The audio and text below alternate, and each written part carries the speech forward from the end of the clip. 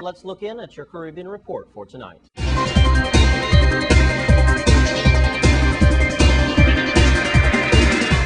The Netherlands, former colonial power Suriname, and its chief aid donor had warned against the election of Desi Bouterse to presidency.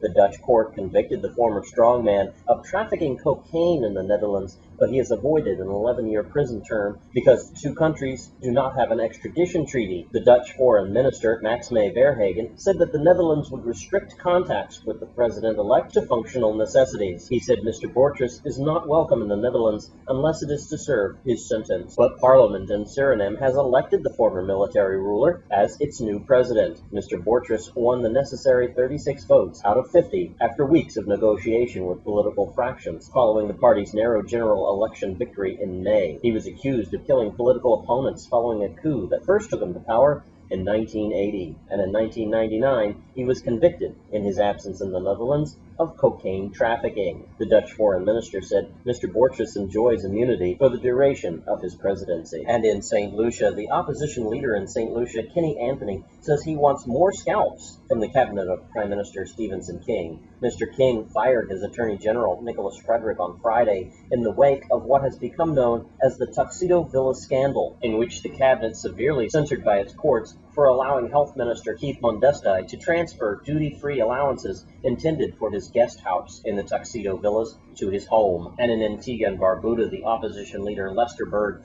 has written the Governor General Dame Louise Laketrack to protest the decision to suspend 3 members of the Electoral Commission. Mr. Byrd said that he was not consulted as required by law. The 3 commissioners were suspended on Friday to allow for a commission to investigate their conduct during the sometimes chaotic general elections in March of last year. And finally, the governments of the Organization of the Eastern Caribbean States, OECS, have announced that they are now the judicial manager of the Florida assets of the British American Insurance Company.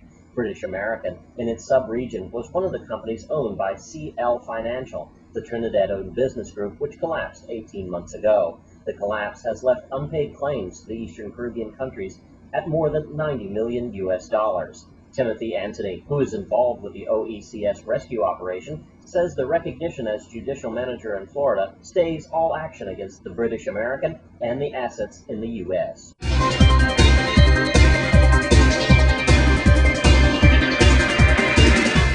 And when we come back from this break, we'll take a look at your sports 411 update. Stay with us on Channel 8.